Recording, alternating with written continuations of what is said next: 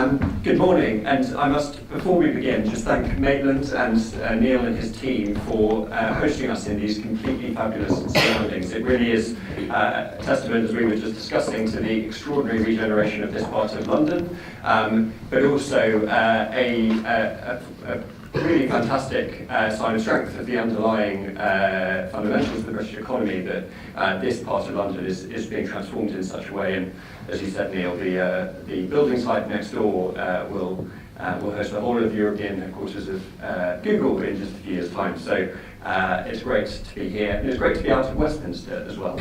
And it's also great to be talking about something other than Brexit. My name is Will Tanner. I am the director of the new campaigning think tank Onward. We were set up last year to set out new ideas for the next generation of centre-right thinkers and leaders, and fundamentally to understand and respond to the extraordinary generational gap that emerged at the last general election, has been actually going on for some time before that too, to try and understand what's driving young people away from the centre-right, and to understand the policies and messages that are going to win them back. I'm delighted that today we'll be hosting someone who has been thinking on that theme and has been something of a restless reformer on that theme for many years, Dominic Raab, first elected in 2010. Dominic previously was a lawyer, and in government he has held a number of briefs where he has sought to actively reform public services in the public interest. He was Minister for Justice in the Justice Department from 2015 onwards, where he sought to introduce a modern-day Bill of Rights, to reform the court system. As Housing Minister, he tried to get to grips with one of the great challenges facing younger generations today. Of course, as Brexit Secretary, he sought to put forward Britain's interest on the world stage as well. And we're talking today about how to build an opportunity society, to use Dominic's words, and I'll let him get into the meat of that. But I do think there is something fundamental, and it goes to the heart of what Onward's trying to do, about trying to ensure that young people have the ability to go as far as their talent, their ingenuity, and their hard work will take them. That's something that's very much at the heart of what we are trying to do, and I'm delighted to be able to provide a platform for Dominic to set out his thoughts on it today. How this will work is Dominic will give his remarks and make a speech, and then following that we'll have an open Q&A which will be chaired by me from the stage. And I promise we will respect your diaries and have this finished by 1 p.m, as we said we would. So without further ado, I will hand over to the Right Honourable Dominic Raab. Thank you very much.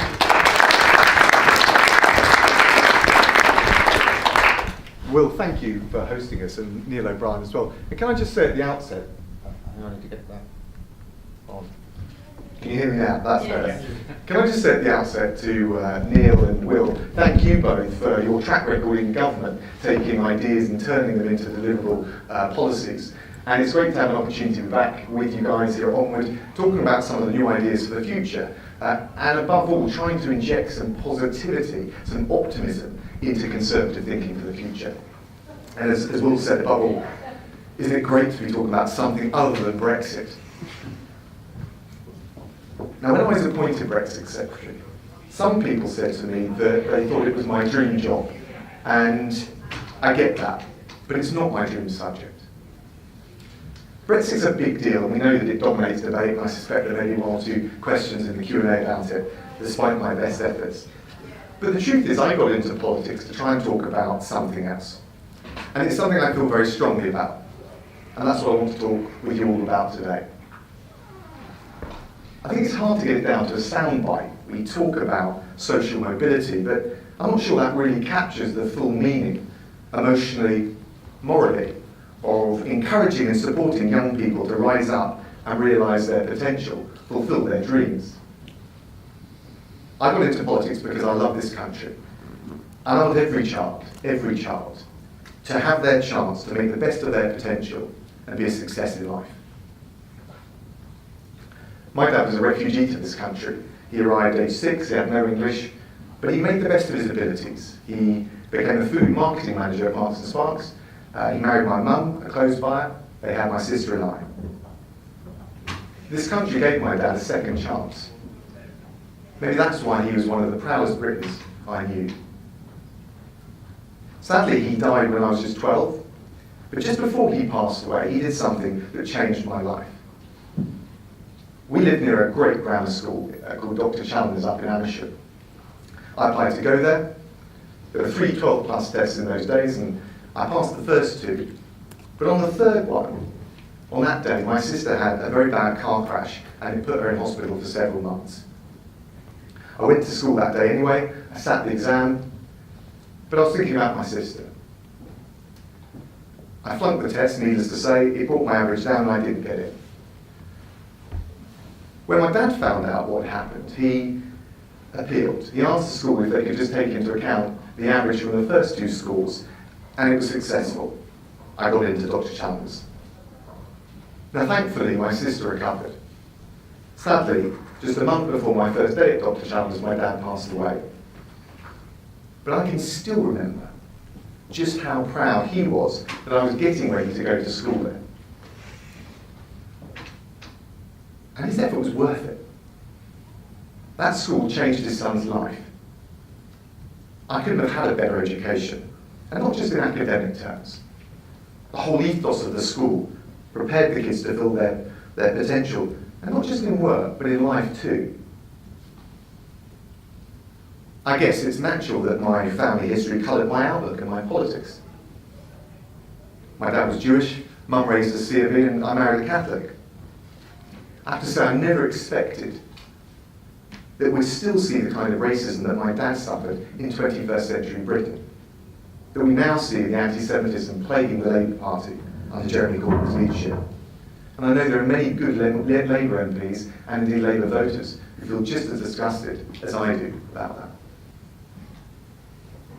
The first principle of a fair society is that it doesn't discriminate on grounds of race, religion, gender, or sexuality.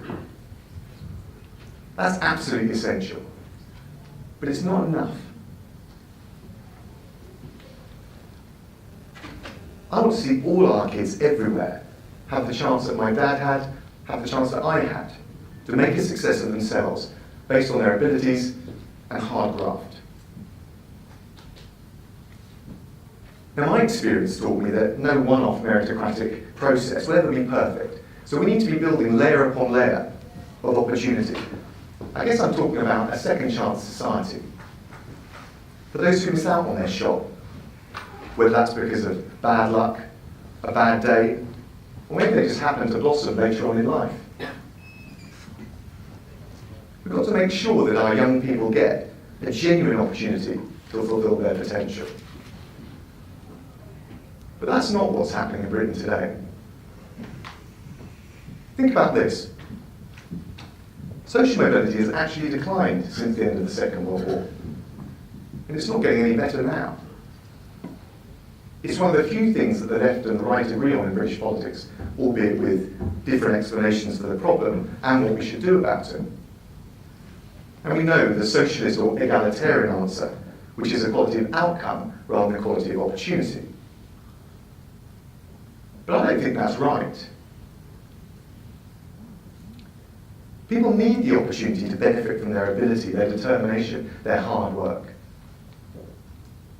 If you make policies designed to deliver a society with equality of outcome for every individual, regardless of how much they put in, that would drain our economic competitiveness, because you take away the incentives for people to strive, and that kills aspiration.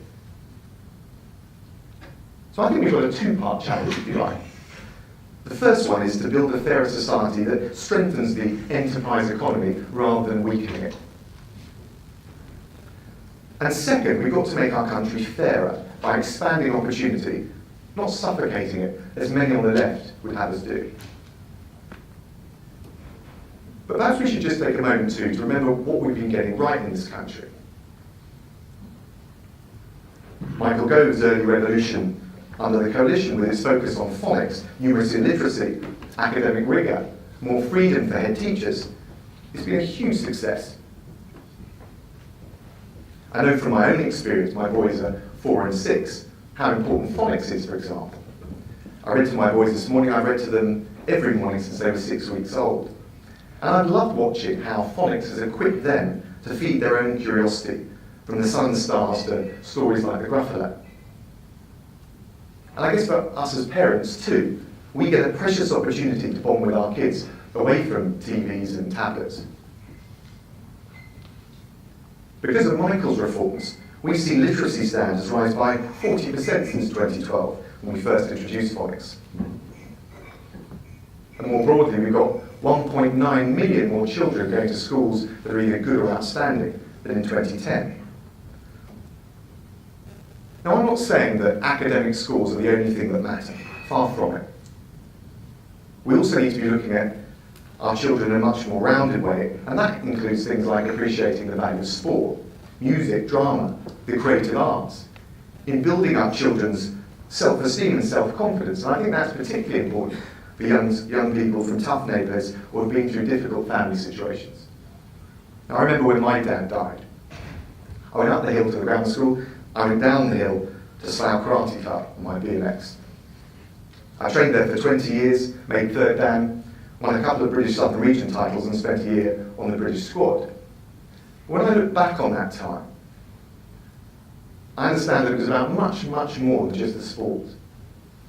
There were strong role models, cracking camaraderie, a real ethos of respect. Now, after the earthquake my family had been through, it certainly helped restore my confidence. And that hugely benefited my attitude to school and to life. You probably wouldn't believe it, but I used to be quite lippy as a teenager. And there are lots of talented kids out there for whom sport and other non-academic pursuits are the catalyst to the self-belief they need to help turn the flicker of ambition into the flame of success. Now, at the same time, I know not all of the Conservative school reforms have been wildly popular with teachers. One of the concerns I'm sympathetic to is the charge of constant revolution. We do need to allow the changes in the curriculum, the EBAC, the Ofsted reforms, to bed down and give our teachers time and space to implement them. I guess if there's one change I'd like to see straight away, having sat on the Education Select Committee for a couple of years, is to pay teachers more for taking up the mantle of teaching in some of our tougher schools, in some of our tougher neighbourhoods. We can make that an important part of career progression for the very best in the profession. And just think about it for a moment. What better way to give children from the hardest backgrounds exposure to some of the very best teachers? Above all, what's vital is to allow these reforms time and space to drive up standards right across the board. And I think whatever ideas we're thinking about for the future, we also need to bear in mind that improving standards across the whole state education system is the most important building block for reviving social mobility. But one of the things we also know from preschools, from academies, and from the success and the lessons that we've had along the years is that one size doesn't fit all. We need to challenge our own assumptions and keep looking for new ways to set up ladders of opportunity for the bright kid of modest means. Of course, you all know, everyone in this room with children knows, each one of our children is different, unique, and they're all the more precious for it. They have different aptitudes, they have different passions, and one of the risks that I'm always conscious of, and I try and guard against as a dad myself, is limiting my children's horizons by my own experiences. I can tell you I certainly don't hanker for them to go into politics. But there's a bigger social challenge for us here. We've created a culture in this country that prizes academic attainment above seemingly all else, funneling more and more young people through university regardless of the benefits or the cost to them. And anyway, when did we make it a condition of being a success in life that you had to go to university? Neither of my parents went to university, but I've always been proud and admired the success that they made of their lives. I think there's an inbuilt snobbery here that we've acquired in this country, and I also think it's holding our young people back. We need more ladders of opportunity for the bright but not necessarily bookish kids, but who've still got the grit, the determination, the aspiration to reach their full potential. Let me give you an example. Tony Blair introduced young apprenticeships for 14 to 16-year-olds. They started to be phased out under Gordon Brown, but also under the coalition. I think that was a mistake. If you look at the truancy rates, 14 to 16 is the age at which they spike, and if you lose those children from the classroom, it's a real struggle to get them back.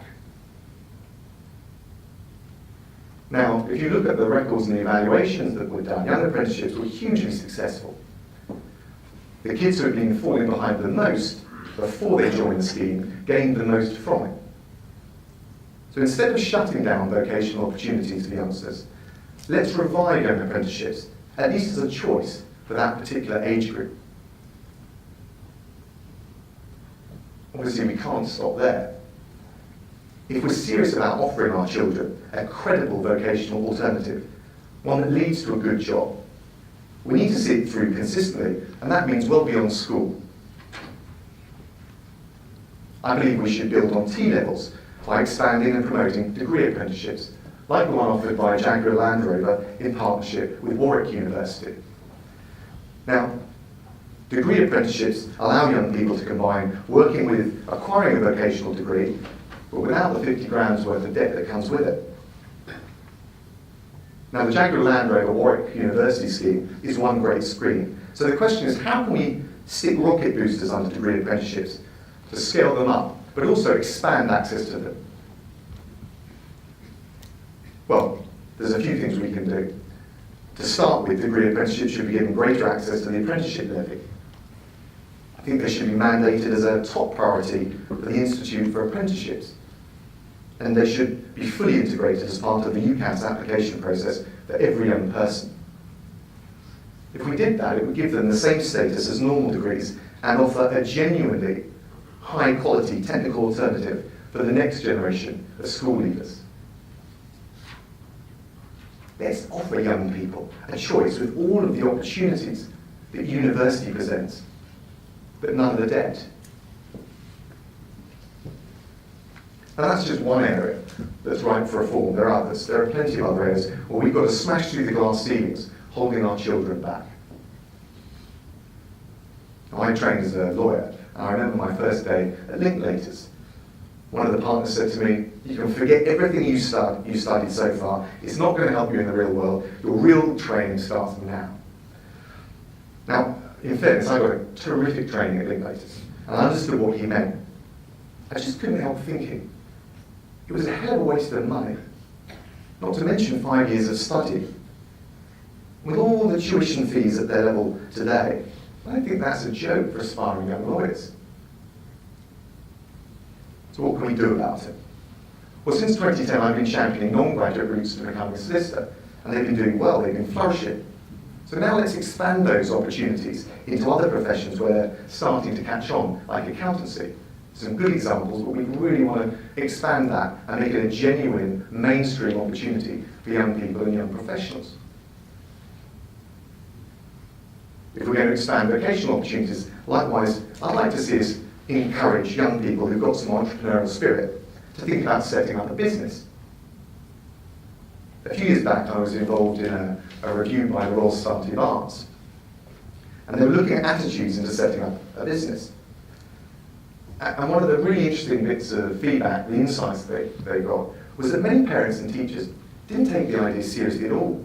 In fact, if anything, they thought it was some kind of DOS's option, a bit like taking a year off or a gap year or something like that.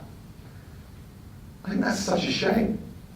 When you think of the self-made entrepreneurs that this country's turned out, from Alan Sugar to Tony Pidgley, my own constituency. We can't lose that. We've got to rekindle that buccaneering entrepreneurial spirit for the next generation. And there are some brilliant initiatives out there, like Entrepreneur First. It was started by angel investors, and it takes talented students. There aren't any formal academic requirements. They spend the first 6 months developing business ideas with mentoring and networking. And then they spend the second 6 months turning their bright idea into a genuine startup business. And Entrepreneur First provide things like the office space, the living costs, and some seed capital. It's a terrific scheme, so let's scale it up. get their chance to start their own business from scratch. Now, what could the government do to get behind schemes like Entrepreneur First? Well, for a start, we could allow those participating to take out the maintenance loan bit of a student loan for the year. That would help promote access for young people from poorer backgrounds. Next, we could consider increasing income tax relief for investors through the Enterprise Investment Scheme from 30% up to 50%. So we attract more entrepreneurs to back the scheme with their time, their energy, their resources, but most of all with their know-how. The beauty of that scheme, the beauty of Entrepreneur First, is that it boosts the enterprise economy and the opportunity society. Let's encourage our young people to find that great idea, to believe that they can turn it into a great business, to believe there's no limit to what they can achieve. And finally, what about our brilliant independent school sector? Well, rather than bashing it or abolishing it, as you hear some on the left argue, I just want to open it up so that more kids from poorer backgrounds actually benefit from it. I've been arguing since 2012 that the government should adopt the Sutton Trust Open Access Scheme. Now take a look at the scheme. At no extra cost to the taxpayer, that would open up 90 leading independent schools to enter on a meritocratic basis with means-tested fee support. And when it was piloted at Belvedere School in Liverpool, 70% of the pupils received fee support, a third were eligible for free school meals. So it wasn't just limited to some kind of middle-class preserve. It was a genuine broadening of access for bright kids from probably humble, modest backgrounds. Ultimately, I'd love to see the Sutton Trust scheme as a first step to opening up all our independent schools on a means-tested and meritocratic basis.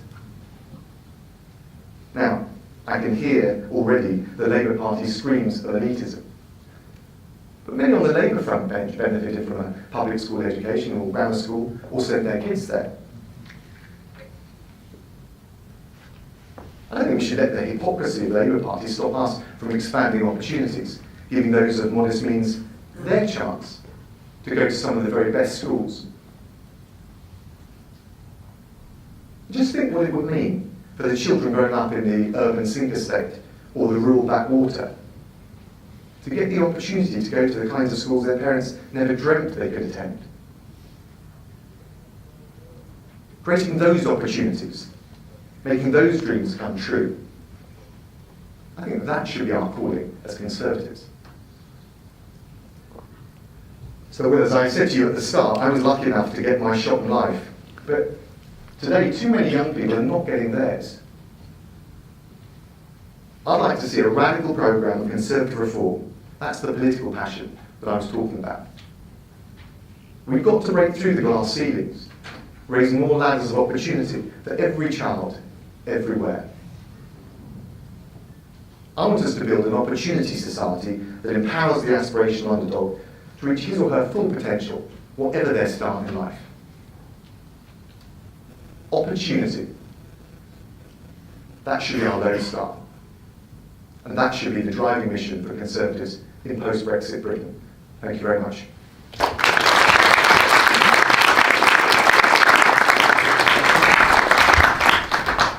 Thank you very much, Dominic. It was fantastic to hear you set out such a fulsome policy agenda to solve some of society's deepest problems, and in particular to hear your support for career apprenticeships, which is something that Neil O'Brien and I have relatively recently written on and put forward various proposals to implement on that as well. I think we now have some time for some Q&A, so I will just open it up to the audience. I think we have one there. That's okay. Yep. Sorry, I know you don't like talking about Brexit, but number 10 has acknowledged an in-out deadlock in Brussels in terms of negotiations on Brexit. Should the PM now delay the meaningful vote? And if she were to go ahead with it, is there any way she can win it? That didn't last long. Look, Prime Minister and the government will decide what they want to do. I support the Prime Minister going back to Brussels and getting the legally binding changes that we need to make this deal acceptable to the country first and foremost. And I think if we do that, it can pass through Parliament. Fantastic. Okay, one at the back. Could I cheekily ask two questions? Oh, hello. One Brexit related, one not. On Brexit, all the stuff that you've outlined, for example, paying good teachers more, needs public finances which work well. Can you kind of guarantee people that if Britain went for a no-deal Brexit, which is one of the things you think is better than extending it, that the country would be more prosperous than it would otherwise be in, say, 10 years from now? On a separate one, you're talking about giving people a second chance, but then you're also talking about grammar schools. Surely the point of grammar schools is they explicitly weed people out at an early age and then stop people having a second chance. And why are you so keen on social mobility via grammar schools when the evidence overwhelmingly shows on a society-wide basis they don't work? Sorry, I was lost track. The first question was on Brexit and whether we should extend and whether we'd have enough money afterwards. Look, I don't think any of our problems or our challenges in these negotiations are going to get easier if we extend. But if we did leave on WTO terms, and it's not my favourite outcome, I prefer a deal, but if the EU wants to play hardball, we would have about 39 billion in the negotiated settlement, which will go towards our public service priorities. I actually mentioned grammar schools apart from in the context of the opportunities I and my dad had, and that's one of the reasons I was focusing particularly on degree apprenticeships in the vocational route. I do support grammar schools though, but I think if we're going to extend them, we need to look at three things in particular, because I'm conscious of the concerns that people do have about them. The objectivity of the tests, because I think not all those youngsters sitting those tests will get the coaching that some receive, so I think we want to make them as objective as possible. I think there ought to be something done, and there are other areas that have, other countries' jurisdictions that have selection, which don't select quite so early. So I'd like to see more opportunities to go to those schools later on beyond the 11 plus cut-off. But above all, if we're going to extend grams, I think they ought to be done in the areas of the highest deprivation with the lowest standards of educational attainment, because otherwise they do risk becoming a middle-class preserve. Fantastic. We come to Carl, and then we've got a few up at the top. Thank you, Casey. Probably hear me from here. Where everyone else. Sorry to bang on about Europe, as someone once said. Given how this is all going, there is simply no deal that the Prime Minister can put before Parliament that is any different from the last meaningful vote. You've already been asked should she plough ahead with it. I mean, assuming she does plough ahead with it and it gets rejected, how long do you think the Prime Minister has really got to keep going at this? And is she the right person to lead Britain into the next phase of Brexit, whatever that may be? Well, the Prime Minister's already said that she won't lead us into the next election, but for now, I think with all we've got on this week, we'll take things one step at a time, and I'm just focused on trying to support the government to get the changes we need to reverse what was the biggest parliamentary defeat in our history. And if we need some flexibility to achieve that, I'm pretty open-minded about it. But clearly that deal that lost by 230 votes can't just go back to the House of Commons without any further changes, otherwise you're courting the same result. The question was really about whether she should lead Britain into the next stage of negotiations. I know she said she won't go into the next election. And there's me thinking I definitely swerved that bit. No, I'm not getting into any of the leadership stuff. The Prime Minister said she won't lead us into the next election, and I think she deserves the time and space to depart on terms of her own choosing. Thank you very much. We've got a few questions at the back, so there's a gentleman just there. Hi, thanks for that. My name's Ray. I have 3 kids under the age of 5. So apart from my business, they and their education are the thing I think about most. And I can't help but feel sorry for teachers in this country.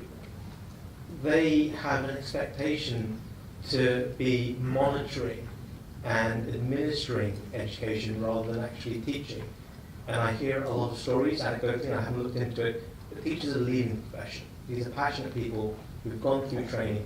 What are we really going to do to ease the burden on teachers and allow them to do what they trained to do? Well, we've got our new reforms to Ofsted, which hopefully strike a better balance, and I'm mindful of the concern you expressed. I think we need to allow the existing reforms to bed down, because as well as teaching and monitoring, there's been, under the Michael Gove revolution, as I like to think of it, a lot of change. I think I'm mindful of that argument and that point. So I think if we have a period where we just allow them to implement the reforms we've made, and of course you talked about having the freedom to deliver. One of the key things and advantages of the free school programme and the academies programme is to give head teachers and their teams more autonomy to do the best things and the right things for their school in their community, with all the circumstances that come with that. And I think I've touched on teacher pay as well. And this gentleman here. Thanks, I'm Ben Glaze from the Daily Mirror. How damaging would another big defeat for the Prime Minister be tomorrow evening? And you mentioned that the Prime Minister said she won't fight the 2022 election. How long do you think her successor needs to bed in? I'm going to leave the commentating to you in terms of how bad it would be if they lost the vote. But as I said, for me, I'm more worried less about the optics and more about getting this deal into the kind of shape that can be acceptable to this country and for our children and their children, and as a result of that, getting through the House of Commons. And I'm not going to comment on the second part of your question. However, definitely it was put in there. Thank you very much. There's a gentleman over there. Thank you. I won't ask you about Brexit. I'll ask you, if I may, a subtle Brexit question. Where do you stand? I know you've written about this in the past. Where do you stand on the Human Rights Act? Do you see the best way forward as a repeal of the Human Rights Act and its replacement with a Bill of Rights, or will you accept the Human Rights Act as it is at the moment, or would you like to tweak it in terms of accepting or not accepting Strasbourg's jurisprudence? Well, we've said that, and the government said, and I support in this, is that there will be no dilution of human rights standards. And I think that's an important, having made that commitment as we go through the Brexit process, I think it's important to stick to that. I think there's a longer term question about whether we've got the right mechanism for defending liberty in this country as robustly as we need to. I mean, free speech is one example where actually I'd like to see us strengthen rights and freedoms in this country. Protection trial by jury actually is something which successive governments have always been tempted to have a nibble away at. I think trial by jury is really important, one of the bedrocks of our system. But certainly in terms of where we are here and now, I think it's important having the government and politicians, including me, saying that there'll be no diminution in human rights standards. Important we give effect to that. Thank you very much. There's one just behind the light, which I can't look at, otherwise I'm blinded. Jack Doyle. Jack Doyle from the Mail. In the Mail today, Michael Gove argues that if Brexit is delayed, there's a risk the Commons could take control of the negotiation and in effect we end up with a worse deal, a customs union. What do you say to that argument? I always listen very carefully to what Michael's got to say. I don't think it's acceptable to say there's either this deal, which I think is a bad deal, no Brexit, and I want a positive deal that is good for the country. And I'm afraid every one of us as MPs is going to be held accountable to the promises that we made to the voters, whether it's for the Conservatives through our manifesto or otherwise. So, but I don't accept that kind of Faustian bargain argument. If we can just come, I don't know if we could pass the microphone down one. Just we've got a gentleman here and then there's another one. Thank you.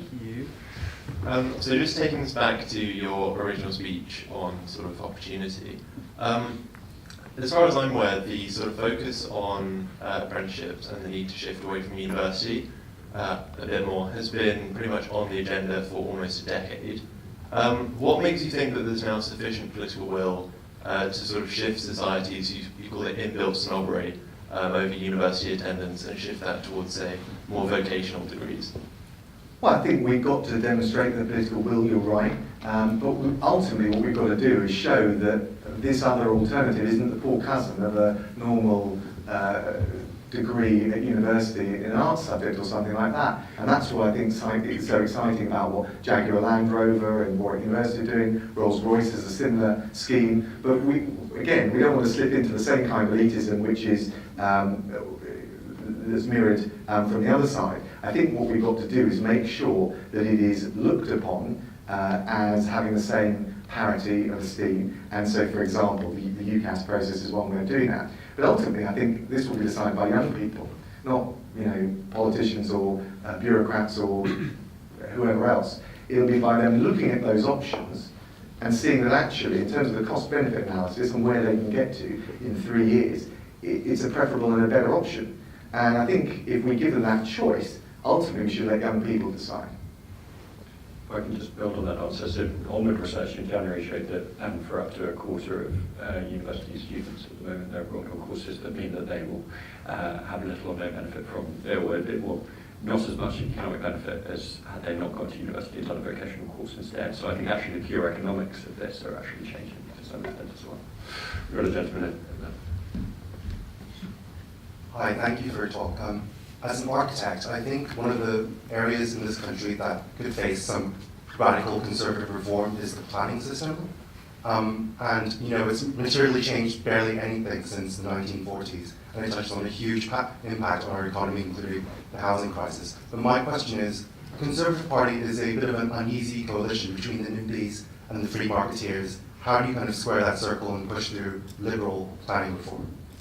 I think it's a great question. I was housing minister for 6 months. We revised the National Planning Policy Framework to make it easier to start homes, to give local authorities and councils positive incentives.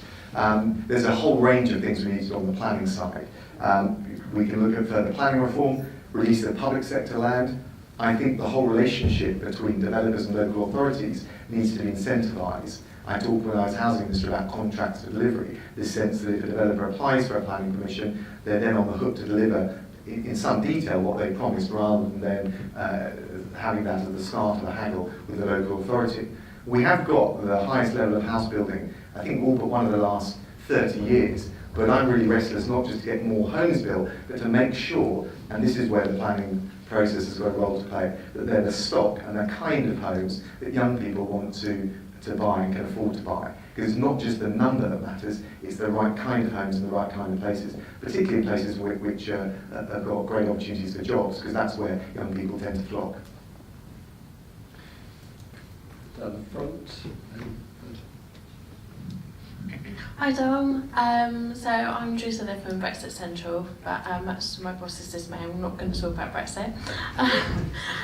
So some of my spare time was spent doing mental health campaigning with Conservatives mental health. And I was just wondering, you mentioned all these brilliant ideas about giving more choice, more options for young people, but that can be even more overwhelming on top of everything else that you're going through when you're going through school and deciding what to do with your life.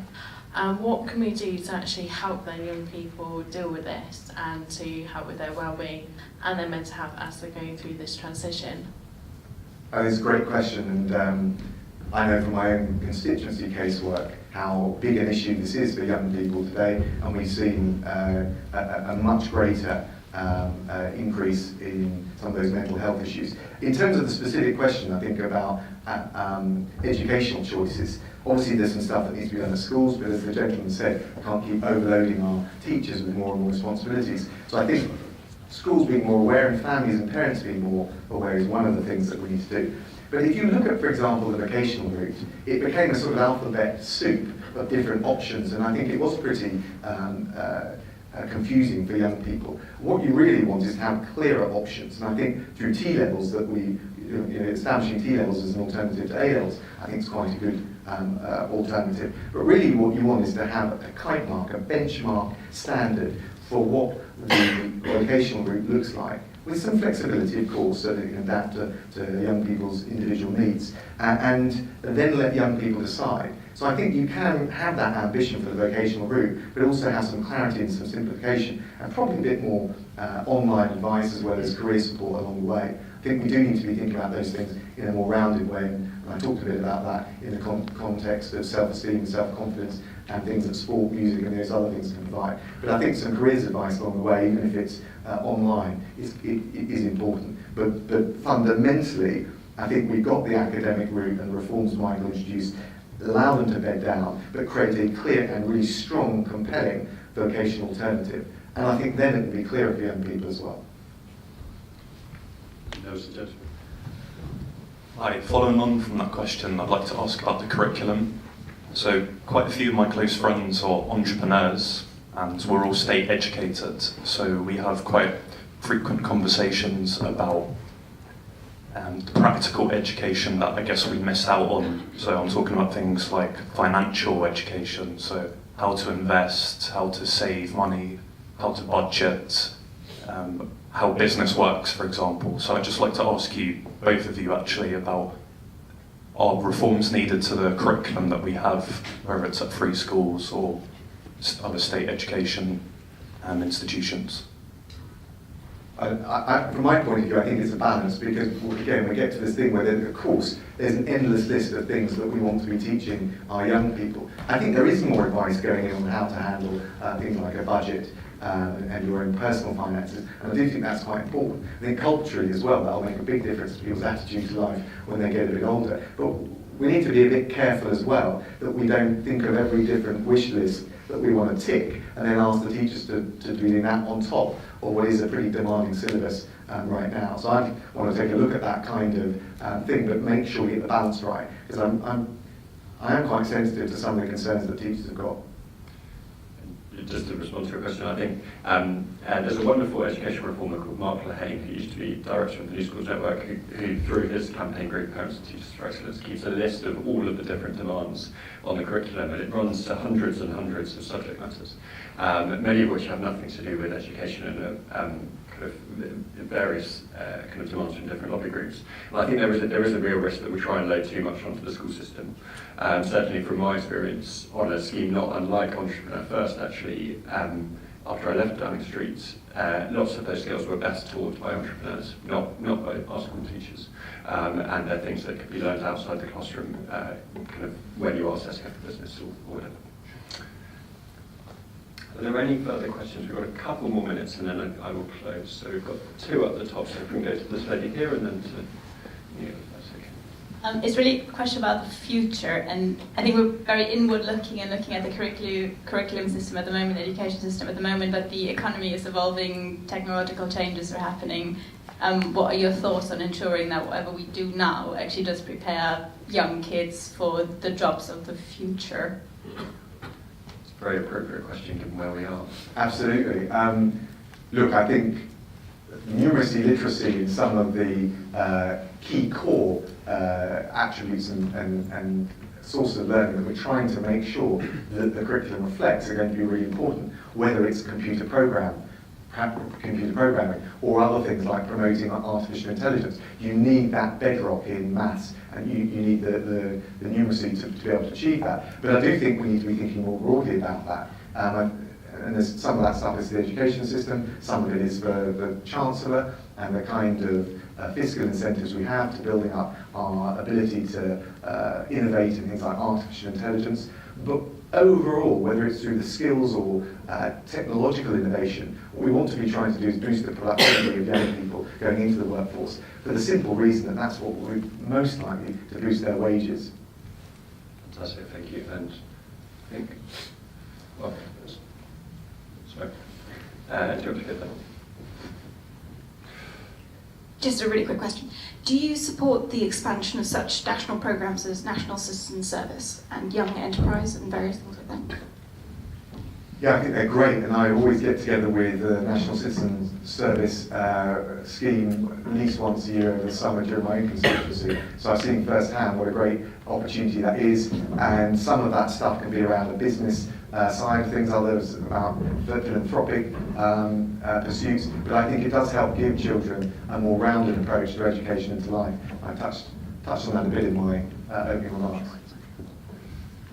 I think we have one question down here, and I think we'll probably take that as the final, or final but one question, if that's okay. Why don't we take them both together and then respond? Sure. Mr. Raab, Thomas Coulson from Business Insider. Would you like to be Prime Minister? And then we'll take this other question up here. Sort of Brexit-related question, but looking forward. One of the arguments for Brexit has always been that we might be able to deregulate certain areas of the economy to become a more competitive state. Do you think that's still an option given where we've got to in the Brexit negotiations? And if it were so, where would you like to tackle first to boost Britain's productivity? Yeah, it's a good question. So on the first one, never say never. On the second one, particularly given where we are here, my wife works for Google, I'm just looking at the fancy new offices they're building across the way. One of the bits of regulation that I think, and I think that, of course, the minute you have a discussion about regulation in the context of the EU, everyone says race to the bottom. I want to maintain the best standards for our workforce in this country. Equally, I think by taking back control over how those rules are decided and set, we've got the right opportunity to decide what's the correct balance for protecting and enhancing workers' rights, but also making sure we regulate business, particularly SMEs, in a smart way. And if you wanted an example of where I think we got that wrong in a tech environment, I think it's the General Data Protection Regulation, which started off as a good idea to try and streamline and have one set of regulation and rules for things like data protection across the EU, but has ended up being something which has placed more and more burdens, regulatory burdens, on small businesses. And I think that'll be particularly damaging for the UK, because here we've got a very strong SME sector. SMEs create, I think it's something like 3/4 of the new jobs since 2010. So, we've got a peculiar entrepreneurial fabric to our economy, and I want to see us incentivise that and boost it as much as possible. And making sure we've got the right smart regulation tailored to the SME sector is critically important, and a huge advantage, huge opportunity that Brexit presents. Fantastic. Thank you all very much for your questions and for coming here today. Thank you very much to Dominic for setting out his thoughts in such great detail. We've covered an extraordinary amount, and we really have not just focused on Brexit, we've talked a lot about what might happen alongside and after Brexit, irrespective of what happens this week. We've talked about schools reform and improving the opportunities that people have at that age. We've talked about putting vocational education on a similar footing to university education. And UCAS must have had an advance sight of your speech, Dominic, because actually on Friday they indicated they were moving towards a simple, single application process for both technical and academic qualifications. And we talked also about transforming our economy and putting entrepreneurship at the heart of young people's opportunities. So all of that speaks hugely to Onward's agenda. We'll be doing lots of work on many of those themes, building on the work that we've already done. So it just concludes, remains for me to say thank you very much for being here. Thank you to Havas and Maitland, and please do keep in touch with us as we continue this work. Thank you.